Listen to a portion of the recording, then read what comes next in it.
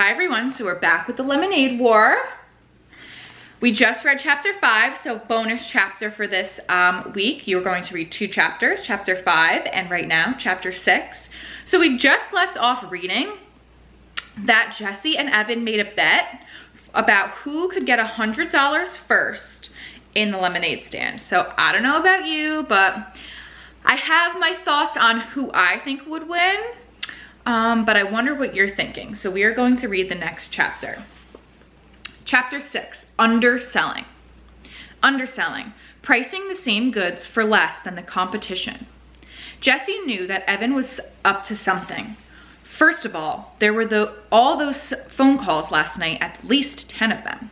Then he'd come knocking on her door this morning, asking if he could have the pieces of foam core she had leaning against her bedroom wall. No way, she answered. That's for my Labor Day display. Oh, give it up. Today's Thursday, the contest is on Monday, and you don't even have an idea, Evan said. I do too have an idea. I'm just not telling you. Jessie still didn't have a clue about her Labor Day project, but she wasn't going to give Evan the satisfaction of knowing that. Then how come you haven't done anything? Evan said, pointing at the blank foam core and the bags of untouched art supplies. You're supposed to have pictures and typed up information and a big title. It's supposed to be like a school report. Jessie scrunched her eyes and pursed her lips in a "you're such an idiot" look. Don't worry, it's going to be great, and it's going to win first prize. And anyway, Mom bought all the supplies for me, and I'm not giving anything to you. Jessie heard Evan mutter, "Miser," just as she slammed the door in his face. And now 3 of Evan's friends were over, Paul, Jack, and Ryan. And all 3 had shown up with paper bags. And they were all in the garage making a lot of noise with a big "keep out" sign taped to the door. Not that Jessie would have gone in there anyway. Who cares what a bunch of boys are doing? But she wished Megan had invited her to come over before lunch instead of after. Jessie went into the kitchen to make a turkey sandwich. The boys had left a slimy mess of peanut butter, Doritos, and yes, sticky puddles of lemonade mix. Jessie quickly looked in the trash can underneath the sink. There were 12 empty cans of frozen lemonade mix. 12! That was 96 cups worth of lemonade. 96 possible sales! Holy cow! Where had Evan gotten the lemonade? He hadn't gone to the store, and he didn't have any money anyway. Then Jessie remembered the paper bags that Paul, Ryan, and Jack had carried in. She bet the boys had all raided their freezers and brought over their stash. That didn't seem fair. She and Megan had to buy their lemonade today using the money they'd made yesterday. How were they going to stay ahead of the game if the boys had free lemonade to sell? Think, Jessie, think, she whispered to herself. She couldn't let those boys win. By the time she finished her lunch and cleaned up her mess, she wasn't going to lift a finger to clean up the boys' mess. She had the beginning of a plan in her head. Which is why she found it doubly confusing when she knocked on Megan's screen and Carly Brownell came to the door. Jessie'd been all ready to say, "I've got a great idea!" But then there was Carly, looking down at her like she was an earwig.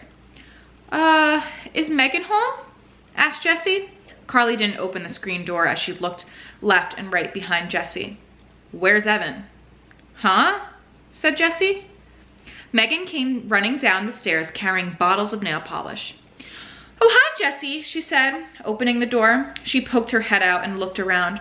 "Where's Evan?" "He's at home. Why?" asked Jessie. Carly made a noise like a snorting hippopotamus. "I thought you said he was coming," said Megan. "No, I didn't," said Jessie. "You said it would be fun to make a lemonade stand with all 3 of us, and I said, yeah, that would be fun." "So didn't he want to?" asked Megan. I never asked him," said Jessie. "Oh, I thought you were going to," said Megan.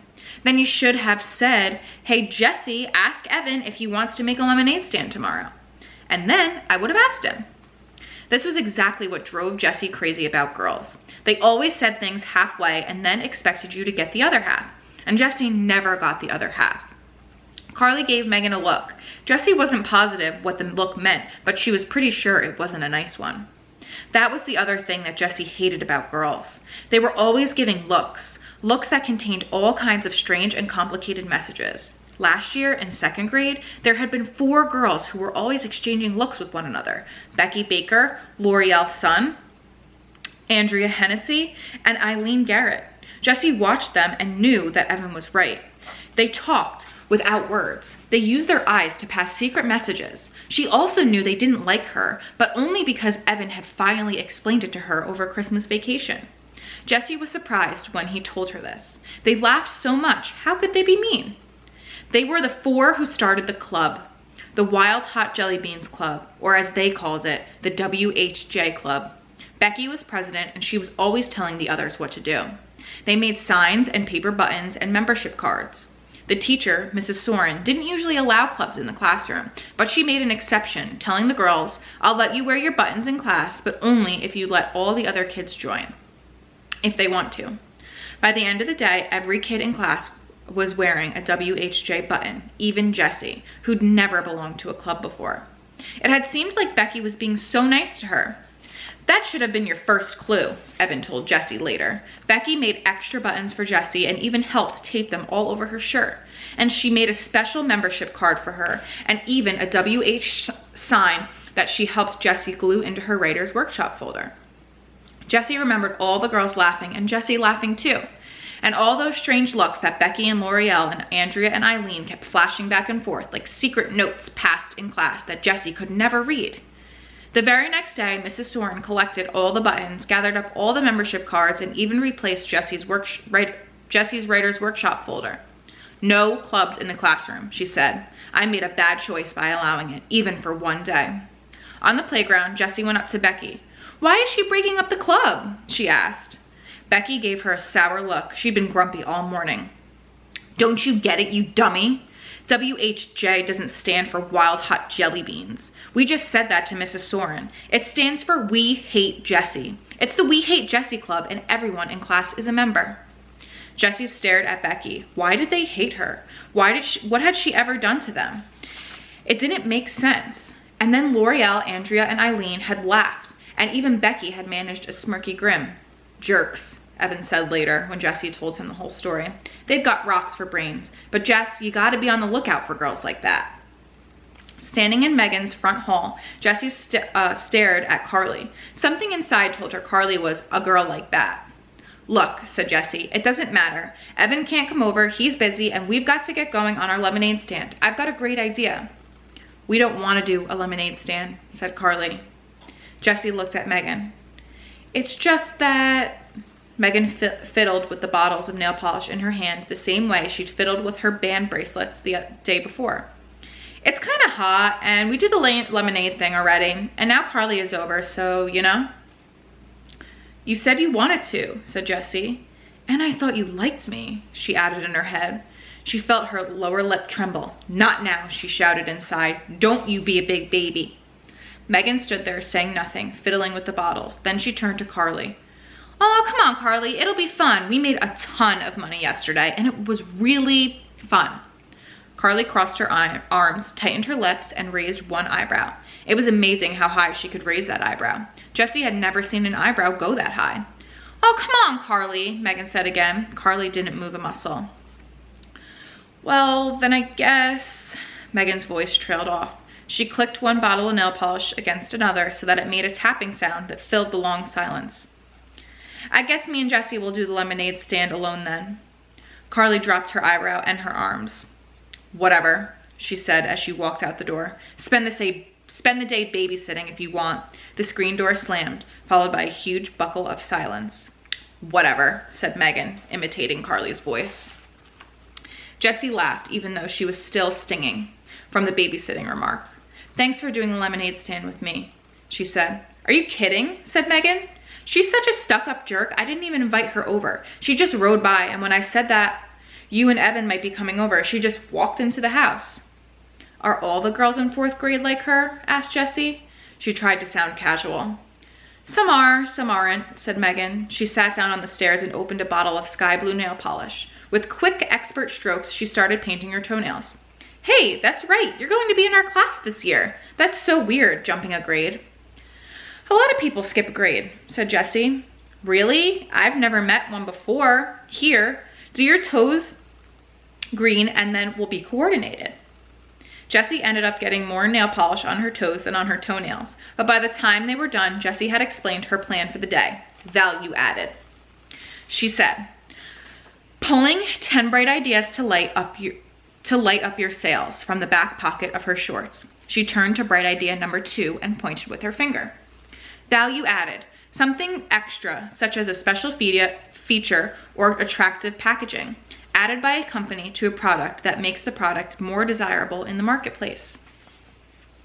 That means we give customers something extra than that they didn't expect, explained Jessie.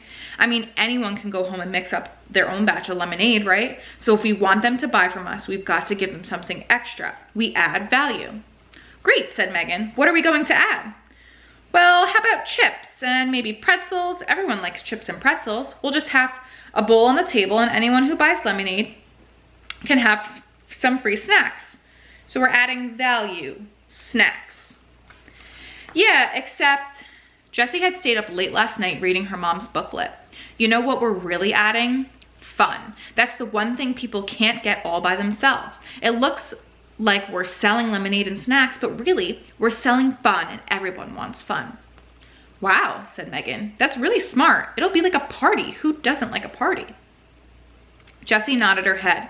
She carefully tore out the definition of value added from the booklet and put it in her lockbox. Her mother always said, some ideas are like money in the bank. An hour later, they were all set up. The lemonade stand was newly decorated with streamers and balloons. 3 bowls of snacks, Cheetos, potato chips, and pretzels were set up on the top. Jessie had lugged Megan's boombox all the way downstairs, and Megan was doing the DJing thing with her CD collection. It looked like a party had somehow sprung up right in the middle of the hot concrete sidewalk. To anyone passing by, the lemonade stand shouted out, "Come over here, this is where the fun is." As soon as the music had come on, customers had started drifting over. One of the moms across the street set up a sprinkler in her front yard, and soon all the kids in the neighborhood were running through the sprinkler and grabbing handfuls of Cheetos. 2 women walking their dogs stopped for a nibble and ended up staying an hour. And 3 or 4 of the neighborhood mothers set up lawn chairs nearby and talked and ate pretzels while their kids ran through the water. But Jessie noticed a funny thing. Even though there was an endless buzz of activity around the stand and the chips were flying out of the bowls faster than Megan could restock them, they weren't selling much lemonade. "Hey, Jordan," said Jessie as a 4-year-old boy ran by in a bathing suit. "Don't you want a cup of lemonade?" Jordan dive-bombed the pretzel bowl and came up with a fistful. "I had too much already. 4 glasses." And off he ran. "4 glasses," said Jessie to Megan. "He didn't buy any. Mrs. Doran, don't you want a cup of lemonade?" "Sorry, Jessie, I have to pass," said Mrs. Doran. "I had 2 already, and I'm trying to cut down on sugary drinks." "Where's everybody drinking so much lemonade?" wondered Jessie. She looked down the road. "Oh, wait a minute." "Megan, hold down the fort," said Jessie. "I'll be right back." "Sure thing," said Megan, dancing to the music. This lemonade stand was the greatest idea. It looks like a birthday for the whole neighborhood. Jessie headed down the road. As she rounded the bend, she was prepared for the worst. Evan's lemonade stand crowded with customers, but there was nothing, absolutely nothing. The corner was deserted. She crossed the street and went into the garage. There was the cooler, dirty and empty, and there were the stacked plastic chairs, 4 of them this time. And there was, wait a minute, those were new signs. Jessie pulled out 3 large pieces of foam core. On the back of each one was part of the Penguin project Evan had done last year in 3rd grade. On the front were big letters. "Slow down, cheapest lemonade in town ahead. Yesterday's prices, today's lemonade. You won't believe your eyes. Icy cold lemonade, just 10 cents a cup." Jessie couldn't believe her eyes. 10 cents a cup? That was crazy. Even if they sold all 96 cups, they'd only make $9.60 and split it 4 ways. That's just $2.40 for each boy. Evan was never going to earn $100 with that kind of profit. Jessie went down into the basement. Evan and Paul were playing air hockey. Whoosh! The puck flew into Evan's goal and Paul threw his arms into the air with a victory. "Oh snap," said Evan. "You're winning." "Winning? Winning? Are you kidding me?" said Paul. Then he dropped his voice to a gravely growl and said, I don't play to win. I play to pulverize. Just like that muscle guy actor in Agent Down, the movie that all the boys were talking about. Paul was even flexing his muscles like that actor, except that Paul didn't have any muscles. At least none that Jesse could see. When Paul saw Jesse, he dropped his arms. "Hey," he said. Paul was Jesse's favorite of Evan's friends. He always joked around with her, but in a nice way. And he never minded when Evan invited her to come along with them. "Hey," said Jesse, "what's up?" Evan turned off the air hockey table. "Nothing," he said. "We were just going out." Paul dropped his hockey paddle onto the table and followed Evan into the garage. Jesse trailed behind. "Where are you going?" she asked. "Down to the track," said Paul as he strapped on his bike helmet. "We put pennies there in the morning, so we're gonna get 'em now. Squash. You wanna?" "Yo!" shouted Evan. "Maybe," muttered Paul. "So, see ya," he said to Jesse. Jesse hated this feeling of being shut out, like she wasn't wanted. Evan had never made her feel that way before, even when sometimes he did want to be just with his friends. He'd always say things like, "Jess, we're gonna go shoot hoops, just the two of us, but when we get back, we'll play Spud with you." So that she knew he still liked her, even when she wasn't invited along. But this was like he hated her. Like he never wanted to play with her again. And Paul was going right along with it. Jesse scowled. "So you really cleaned up today at the lemonade stand, huh?" she said. "Yep, we sold out." "So what did you make, like $3? She asked. "Actually, we made a ton. What was it, Paul? $45, said Paul. Jesse's mouth went slack. $45? There's no way, she said. Not at 10 cents a cup. "Oh, just the little kids paid that," said Evan. "The grown-ups all gave us way more. That's too cheap," they said. "It's such a hot day and you're working so hard. Here, take $1, keep the change. It was crazy." "Unreal," said Paul. "They kept pushing all this money at us because they thought it was so sweet. We were selling lemonade for a dime. We made a killing." Bright idea number 5. Jesse remembered it immediately. "That's called goodwill," she said slowly, picturing the exact page from her mother's booklet with the definition on it. Goodwill, an intangible but recognized asset that results from making or selling good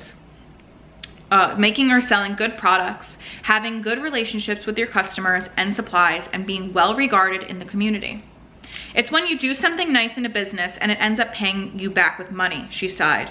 Why hadn't she thought of this? She would be sure to tear out that definition and put it in her lockbox when she got back to the lemonade stand. "Well, whatever, we cleaned up," said Evan. "Even so," said Jesse, trying to find some way to prove that Evan had not had a good day selling lemonade. "You had 4 people working the stand, so if you split $45 4 ways, that's only $11.25 each. Which is still way more than I'm going to make today," she thought, "since the whole neighborhood has already filled up on cheap lemonade." "We're not splitting," said Evan. "The guy said I could keep it all." "Right," said Paul. "All for a good cause." "That's not fair," said Jesse. "Sure it is," said Evan as he got on his bike and pushed off. "In case you didn't know, that's what it's like to have friends." Evan crossed the street. "Ouch," said Paul. "TTFN, Jess." He followed Evan. Jesse was left standing alone in the driveway. So I was thinking at the beginning that maybe Jesse would win, but now it seems that Evan might win. But I'm also thinking that Jesse and Evan are really not being nice to each other, and I don't know if anyone's going to win in the end if they don't love each other or want to hang out with each other still. But you think about who you want to win, and I'll see you in the next video. Bye.